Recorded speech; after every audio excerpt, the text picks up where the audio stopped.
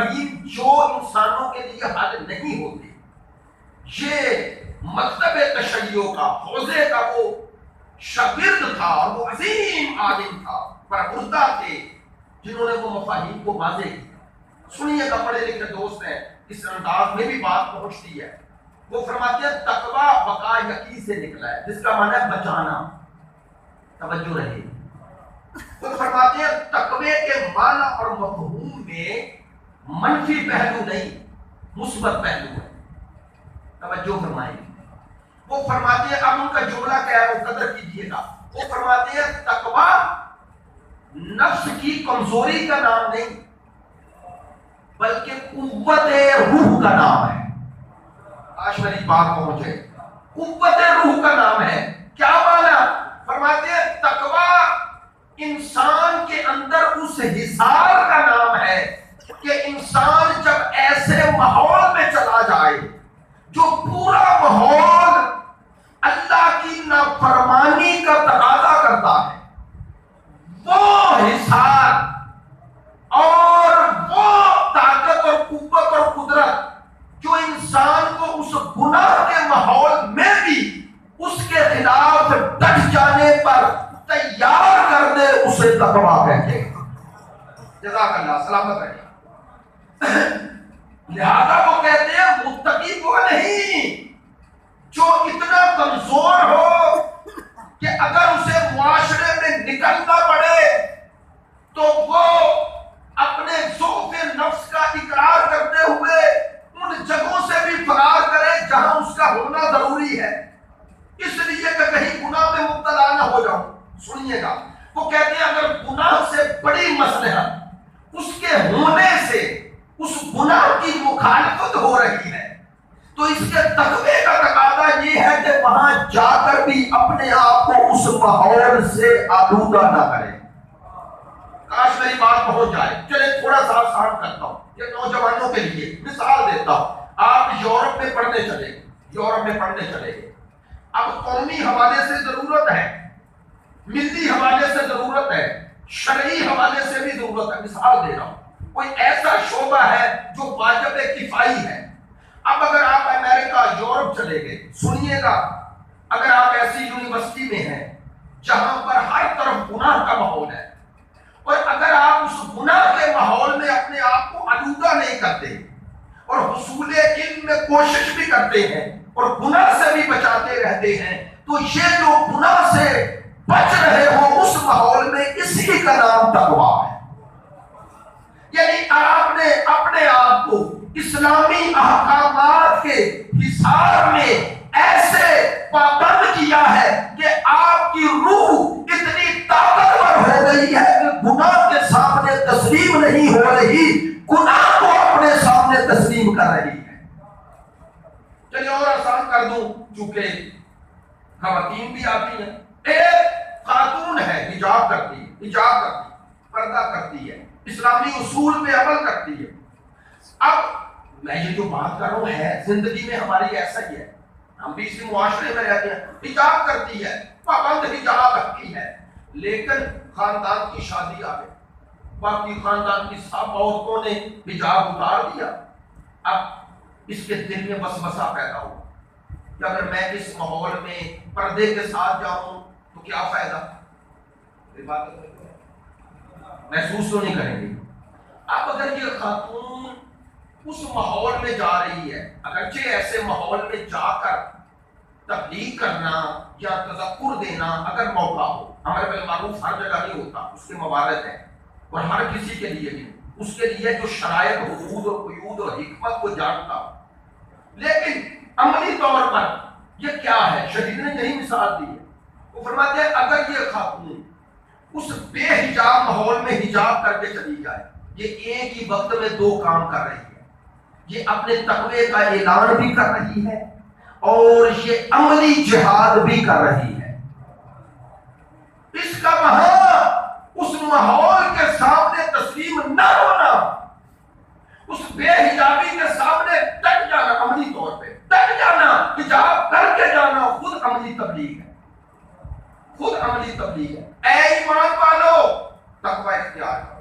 تقوی یعنی اپنے آپ کو بچاؤ. اب آسان کر رہا ہوں مانا، اسی لیے میں نے تقوی کا مانا یہ نہیں کیا اللہ سے ڈرو. آپ نے سنا ہے نا، لوگ نام بھی لے لیتا ہوں. آیت اللہ جوادی عاملی فرماتے ہیں یہ تقوی کا کامل و اکمل مانا نہیں، اللہ سے ڈرو. فرماتے ہیں اس ڈرنے میں جو نسبت ہے اللہ کی طرف ہے. تو کہتے ہیں شاید کسی کے ذہن میں شبہ پیدا ہو کہ خدا جبار و قہار ہے. بھائی میری بات پہ توجہ رہے، توجہ فرمانا. فرماتے ہیں وہ جبار و قہار ہے. بڑا پیارا جملہ کہہ رہا ہوں. آیت اللہ جوادی عاملی فرماتے ہیں وہ صفت جو اللہ کے تمام صفات پہ غالب ہے وہ جبروتیت نہیں، قہاریت نہیں، وہ اللہ کا رحمان و رحیم ہونا ہے. میری بات پہ توجہ ہے. چلے میں دلیل بھی دے دیتا ہوں. امام سجاد علیہ السلام کی دعا ہے جس کا معنی اور مفہوم یہ ہے، مجھے عربی جملہ یاد نہیں اس لیے نہیں پڑھتا، جس کا معنی اور مفہوم یہ ہے. امام زرقاء الدین فرماتے ہیں اے میرا خدا، اے میرے پروردگار، میں تجھے اس لیے پکار رہا ہوں کہ تیرے غضب پر تیری رحمت ہمیشہ غالب رہتی ہے. اسی لیے اتنا رحمان و رحیم ہے کہ گناہ کی سزا گناہ کے برابر ہے. کاش میری بات پہنچ جائے. شب عید ہے، سچوں کا ذکر ہے، اور آیت بھی وہی پڑھی ہے. دونوں آیتوں کے دونوں لفظوں کا ایک ایک معنی تاکہ آپ تک بات کمپلیٹ ہو جائے. وہ فرماتے ہیں کہ پروردگار اتنا رحمان و رحیم معصوم فرماتے ہیں کہ گناہ کے بدلے ایک ہی سزا. ایسے ہے نا، ایک گناہ کے بدلے ایک، لیکن رحمان اتنا ہے، نیکی ایک ہے، جزا کئی برابر. اللہ اکبر. وہ کہتا ہے گناہ کرو گے تو گناہ کے برابر سزا ہے، لیکن اگر نیکی کرو گے تو برابر نہیں، کئی گنا بڑھا دیتا.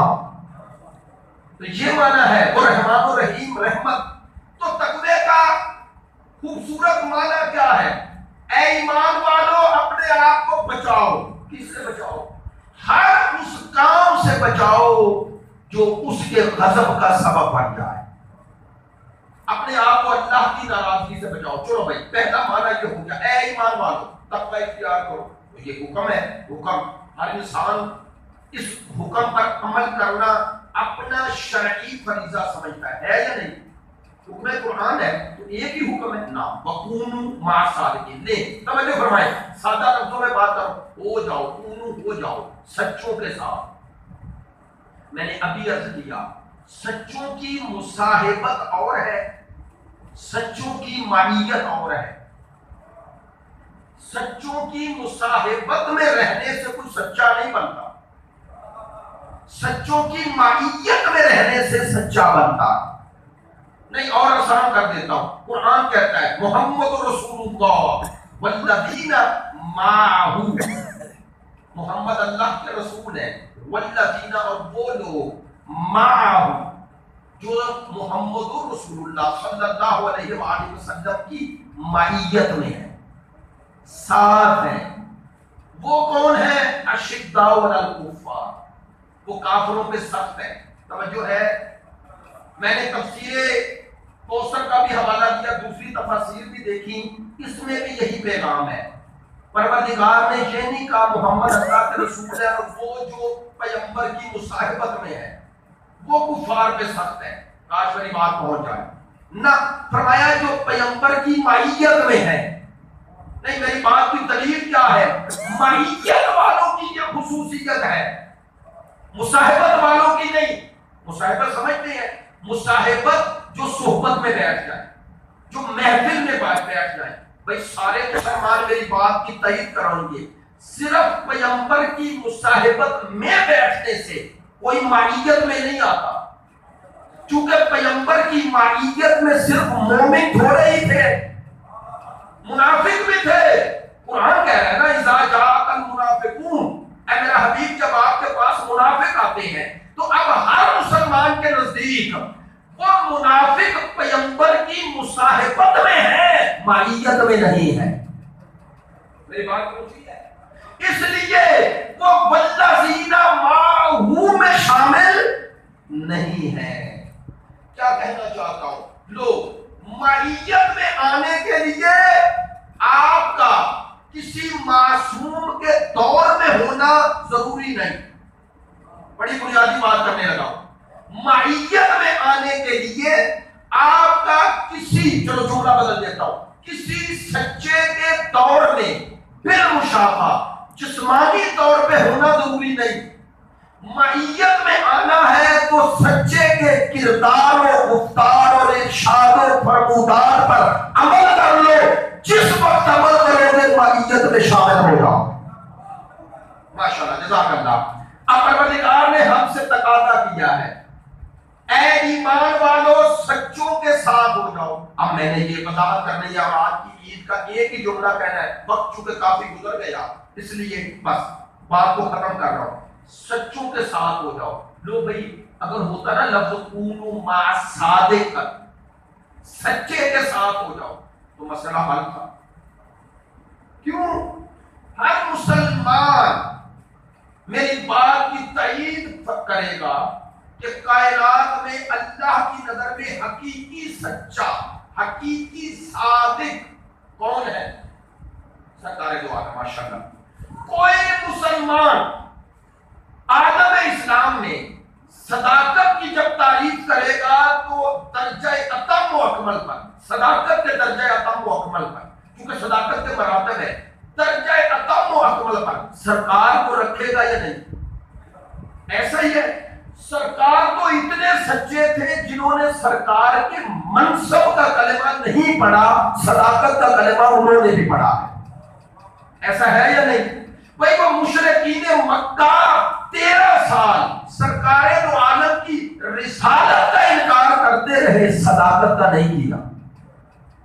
تو سرکار، توجہ فرمائیں گے، سرکار دو عالم معیار صداقت میں درجہ اتم و اکمل پر فائز، ہر مسلمان کا عقیدہ۔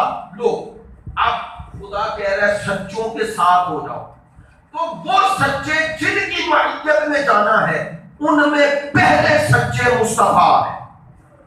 طے ہو گیا، ہم سب کے پاس ایک معیار آ گیا۔ میں نے سچائی کی تعریف نہیں کی، میں نے سچے سے سچائی کی طرف گیا۔ جملہ میں نے بہت بڑا کہا ہے، میں نے سچے کی تعریف نہیں کی کہ سچائی ہوتی کیا ہے، میں نے آپ کو بتایا کہ سچا کون ہے۔ کیوں؟ تاکہ بات قریب بھی ہو جائے، مسئلہ حل بھی ہو جائے۔ لے ہمارے پاس ایک معیار آ گیا، میراث آ گیا، ترازو آ گیا، وہ کیا؟ سرکار کی ذات۔ اب اگر آپ نے معیار صداقت کو پرکھنا ہے تو اس کا ترازو ہے مصطفیٰ۔ ایسا ہی ہے، لو اب آیت پڑھو، کونوا مع صادقین، سچوں کے ساتھ ہو جاؤ۔ تو ان سچوں کی فہرست میں پہلا نام سرکار کا آئے گا۔ ہم یہی کہتے ہیں اگر اس سچوں میں پہلی ذات ذات مصطفیٰ ہے تو دوسرے سچے بھی ایسے لاؤ جو مصطفیٰ جیسے ہو۔ ایسا ہے، باقی سچے بھی تو سرکار جیسے ہونے چاہیے۔ اور سنیے گا، میں کوئی خطیبانہ بات نہیں کر رہا، پھر حوالہ دے رہا ہوں، ہمارے تمام مفسرین، آیت اللہ، محمد حسین طباطبائی رحمت اللہ علیہ سب نے لکھا، جنہوں نے تفاسیر لکھی ہیں اور اس آیت کے ضمن میں لکھا۔ اور علامہ فخر الدین رازی کہتے ہیں یہ آیت، توجہ فرمانا، کہتے ہیں یہ آیت حکم دے رہی ہے اے ایمان والو سچوں کے ساتھ ہو جاؤ۔ توجہ، علامہ فخر الدین رازی کہتے ہیں یہ آیت قیامت تک ہے، تو کہتے ہیں سچوں کی معیت کی ضرورت بھی قیامت تک ہے۔ کہتے ہیں بس ثابت ہوا جب تک یہ زمان ہے ایک سچا ہونا چاہیے۔ سنیے گا، اور وہ کہتے ہیں چونکہ سچوں کی ماہیت کا، ہمراہی کا حکم بغیر قید و شرط کے ہے، کہتے ہیں یہ ثابت کر رہا ہے اللہ کی نظر میں کچھ سچوں کی ایسی جماعت ہے جس کا معیار صداقت یہ ہے کہ نہ ان کے کردار میں، نہ ان کی گفتار میں، نہ ان کے افکار میں، نہ ان کے افعال میں کوئی ایسی شے نہیں ہے جو مرضی پروردگار کے مخالف نظر آئے۔ اللہ اکبر۔ وہ کہتے ہیں حقیقی سچا ہوتا ہی وہ ہے جس کا عمل اور فکر مطابق مرضی خدا ہو جائے۔ اسی لیے ہمارے علماء نے لکھا کہ صداقت کی حقیقی تعریف صرف معصوم کے صدق کرتی ہے۔ وہ ہے جو گفتار و کردار میں وہ عمل کرتا ہے جو مطابق مرضی کے پروردگار آئے. اس عید کا عملی نتیجہ خدا متعال نے فرمایا سچوں کے ساتھ ہوگا. مجھے اس آیت کی تفسیر آپ کو سنانی نہیں دکھانی ہے. اب سرکار پر یہ آیا نازل ہوئی نا تو امت کا فریضہ ہے وہ سرکار سے پوچھے آپ تو سچے ہیں, آپ جیسے سچے کون ہیں؟ پوچھنا چاہیے نا سرکار سے. آئیں میں اب اپنی زبان میں سمجھانے کے لیے کہہ رہا ہوں, سرکار ہم سب کو جواب دیں گے کہ میں اس آیت کی تفسیر تمہیں سناؤں گا نہیں دکھاؤں گا. اور فرمایا دکھاؤں گا بھی اپنے گھر میں نہیں, مسجد میں نہیں, میدان میں دکھاؤں گا. میں یہ جملہ اکثر کہا کرتا ہوں جب کسی دیہات میں پڑھوں تو وہاں انداز سننے کا اور ہوتا ہے. میں اکثر کہا کرتا ہوں سرکار ان سچوں کو لے کے میدان میں گئے تاکہ دنیا کو پتہ چل جائے گھروں میں بننے والے سچے اور ہیں, میدان کے سچے اور ہیں. تو فخر کرو تمہیں ایسے سچے ملے جن کی سچائی پہ مصطفیٰ کو اتنا اعتماد تھا جتنا خدا کو مصطفیٰ پہ اعتماد ہے. اب آئیں اللہ یار بلند سلوات پڑھے, بلند پڑھے. آپ کو سلوات پڑھتے ہوئے بھی بہت مشکل ہوتی ہے, بلند پڑھے.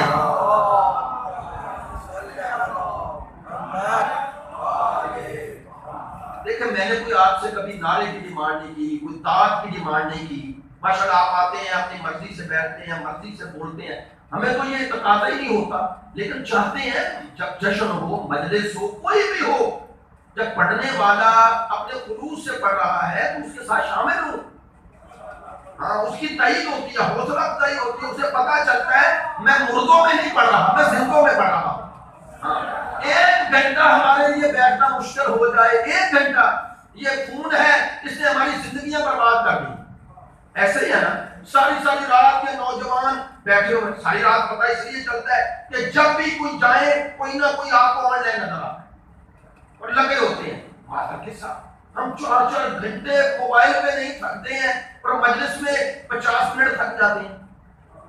یہ کیوں, ایسا کیوں ہے رویہ ہمارا؟ ہاں مجلس میں بادشاہ ہو کے خوشباش ہو کے بیٹھتے ہیں. واحد یہی تو جگہ ہے جہاں آپ کا سانس لینا بھی ثواب ہے. میں کو خوشامدد تھوڑے ہی کہہ رہا ہوں. جزاک اللہ, سلامت رہیں.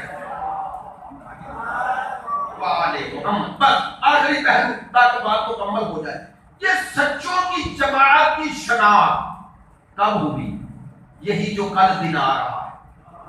اور ہوئی کیا, ایسے پس منظر کیا ہے جب نجران کے عیسائی آئے. اب باقی واقعے کی تفسیر کوثر سورہ آل عمران آیا نمبر 61 آپ ڈاؤن لوڈ بھی کر سکتے ہیں اور پڑھ سکتے ہیں. ابھی تفسیر ساری ہے. جو علماء نے لکھا کہ حبشہ, ایران, یمن, یہ ساری جگہ سرکار نے جو پیغامات آپ نے بھیجے نصارہ کو, عیسائیوں کو, وہ جوک در جوک مسلمان ہو گئے. لیکن نجران کے عیسائیوں نے تردد کیا, یہ ان کا بڑا مرکز تھا. انہوں نے کہا کہ ہم اس پیغام کو اس وقت تک قبول نہیں کریں گے جب تک سرکار کو جا کے ملے نہیں. سرکار وقت میں کہہ رہا, وہ مدینے میں آئے تو کہتے ہیں کہ وقت کے ساتھ آئے اور پورے تسو احتشام اور وہ فاخرانہ لباس پہنے ہوئے تھے اور مسجد نبوی میں آ گئے. علامہ زمخشری صاحب نے لکھا اسی حال میں آئے, سرکار کو ملاقات ہوئی اور گفتگو شروع ہوئی. قرآن ہے, قرآن اسی کی پچھلی آیات پڑھ لیں جو مباحثہ سے مربوط ہے. سرکار دو عالم سے جب ملاقات ہوئی تو حضرت شیخ مصری نجفی صاحب نے بھی اور دوسرے مفسرین نے بھی لکھا کہ جیسے ہی ان کی عبادت کا وقت ہوا تو وہ مشرق کی طرف, آپ جانتے ہیں مشرق کی طرف منہ کر کے بیت المقدس کی طرف عبادت کرنے لگے. تو کچھ اصحاب نے روکنا چاہا, سرکار نے فرمایا مت روکو. تو خود مسجد نبوی میں نصارہ کا اپنی عبادت انجام دینا اور سرکار کا نہ روکنا, یہ آزادی عقیدہ و عمل کا اعلان ہے کہ سرکار زبردستی دین بدلنے نہیں آئے ہیں, دلائل پہ قائل کر کے اسلام پہ لانے آئے. توجہ فرمائیں, یہ سرکار دو عالم اور وہ بحث قرآن نے سارا واقعہ لکھا ہے. انہوں نے کہا کہ آپ حضرت عیسیٰ علیہ السلام کو کیا مانتے ہیں؟ سرکار نے فرمایا اللہ کا نبی اور خدا کا بندہ. انہوں نے کہا یہ کیسے؟ وہ تو مردوں کو زندہ کرتے تھے اور پرندوں بناتے تھے، مٹی سے پرندہ اڑتا تھا. تمہارے قرآن میں ذکر ہے اور ہماری انجیل میں بھی ذکر ہے. توجہ فرمانا. اور آپ انہیں کیسے کہہ سکتے ہیں کہ وہ بندے تھے؟ بغیر باپ کے پیدا ہوئے تو اللہ کے بیٹے ہیں. آپ نے فرمایا حضرت عیسیٰ کی مثال آدم جیسی ہے. آدم کا تو ماں بھی نہیں باپ بھی نہیں.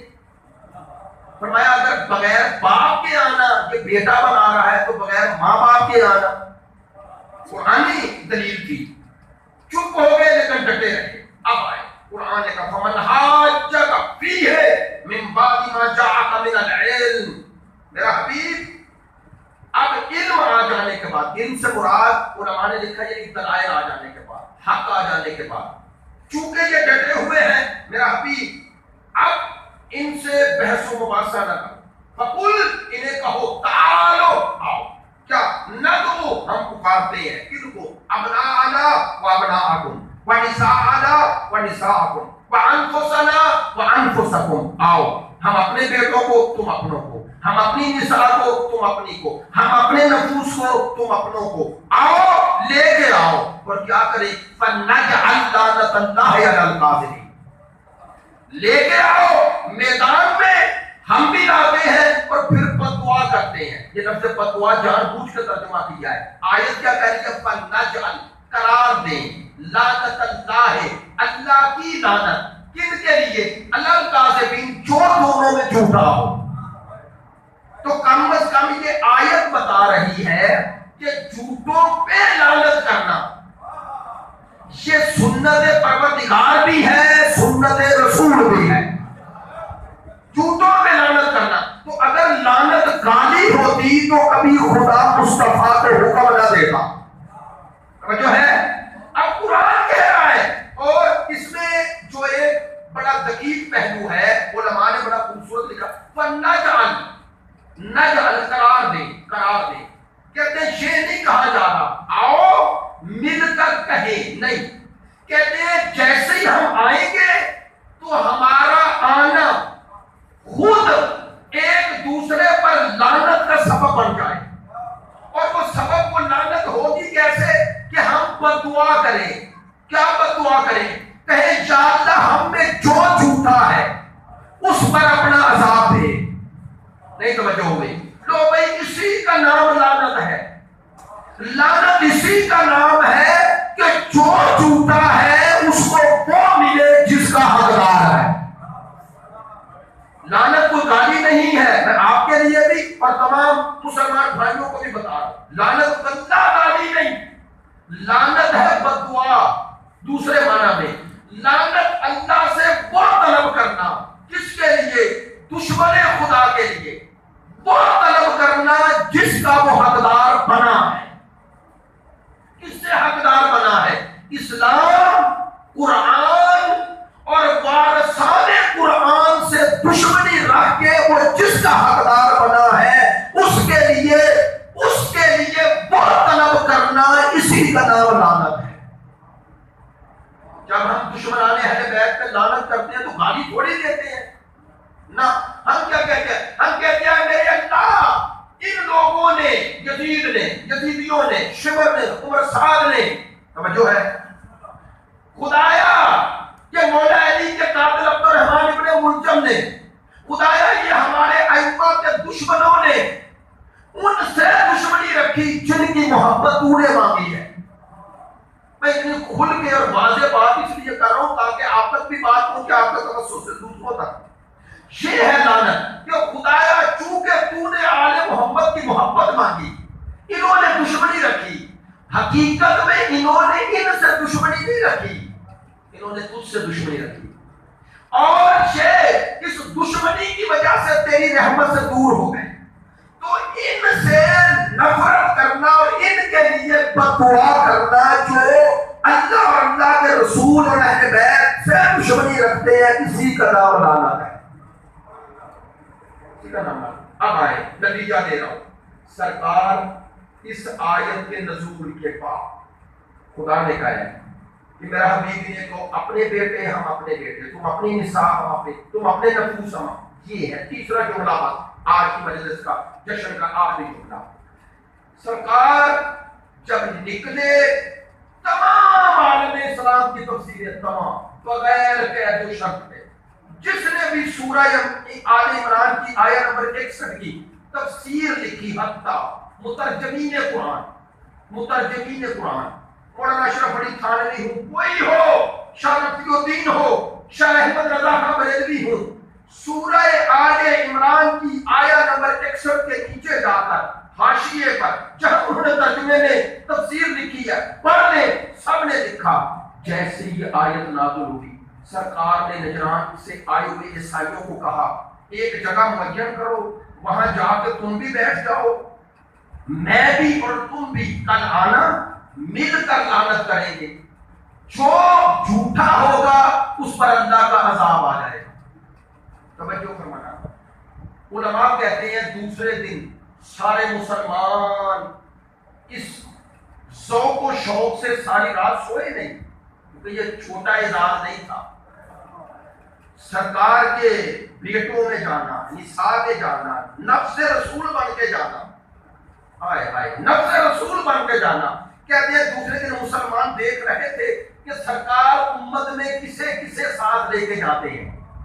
کہتے ہیں اب شاہ احمد رضا خان بریلوی کیا خوبصورت جملہ کہتے ہیں سرکار صبح نکلے تو کس انداز میں، کہتے ہیں آغوش میں حسین تھا، انگلی کے ساتھ حسن تھے، پیچھے بطول تھی، پیچھے مولا علی تھے. فرماتے ہیں اس ترتیب سے سچوں کا قافلہ چلا. توجہ فرمائیں گے، سچوں کی یہ جماعت چلی اور سرکار نے وہاں ایک جگہ صاف کروائی تھی اور فرماتے ہیں 2 درختوں کے درمیان بلا تشبیہ ایک چادر اس طرح بچھائی گئی تھی، 2 درختوں کے سایہ تھا. حضرت سلمان فارسی اور دوسرے اصحاب یہ روایت کرتے ہیں سرکار جانے سے پہلے میدان مباہلہ اس درخت کے جو 2 درختوں کے درمیان اس کے نیچے آئے اور کسا کے نیچے جمع کیا جنہیں ساتھ لائے تھے، دستے دعا بلند کیے، کیا کہا اللہم ہؤلاء اہل بیتی، یا اللہ یہ میرے ہیں. نہیں توجہ ہوگی، خدایا یہ میرے اہل بیت ہے. اس کے بعد ان پنجتن میں یعنی خود ملا کے چاروں سے مخاطب ہوئے اور صحابہ کہتے ہیں ہم نے سنا سرکار نے بلند آواز سے کہا اے میری اہل بیت، اے میرے جگر کے ٹکڑوں، جب میں بددعا کروں تو تم آمین کہنا. میں بددعا کروں، لعنت کروں تو تم آمین کہنا. اب سرکار دو عالم اس انداز سے جب نکلے تو ادھر نظر پڑی. اب آئے میں ان کے جملے بھی سیم پڑھ دیتا ہوں.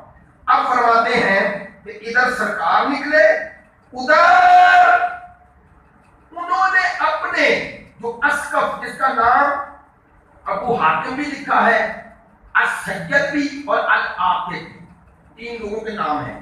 ان میں جو بڑا ان کا پادری تھا اس نے کہا کہ بلند جگہ سے دیکھو سرکار کنہیں لے کے آ رہے ہیں.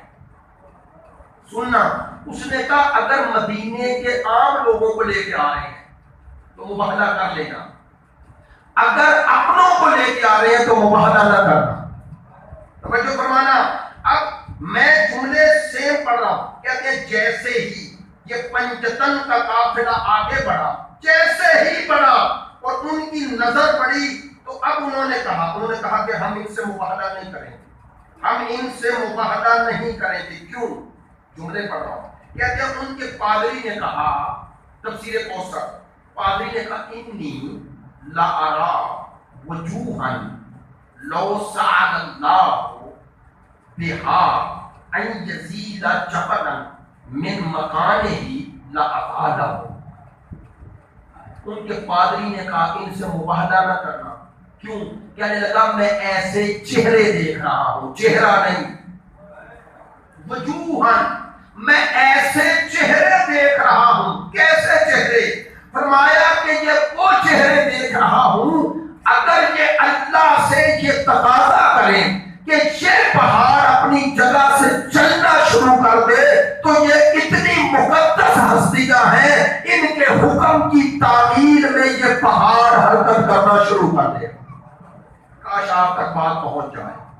بھئی وہ پادری جو مانویت کی اعلیٰ منزل پہ تھا، لو کہہ دوں جملہ خدا کی قسم، جو اپنے آپ کو اپنی قوم نصارہ میں سب سے بڑا اہل معنی سمجھ رہا تھا، اس نے کہا کہ ان کی مانویت نے مجھے یقین دلا دیا ہے کہ یہ پہاڑ کو حکم دے تو وہ بھی چلے. تو کہہ دوں جملہ، جو غیر مسلموں سے بھی اپنی روحانیت اور مانویت اور صداقت کو منوانے، انہیں آل محمد کہتے ہیں.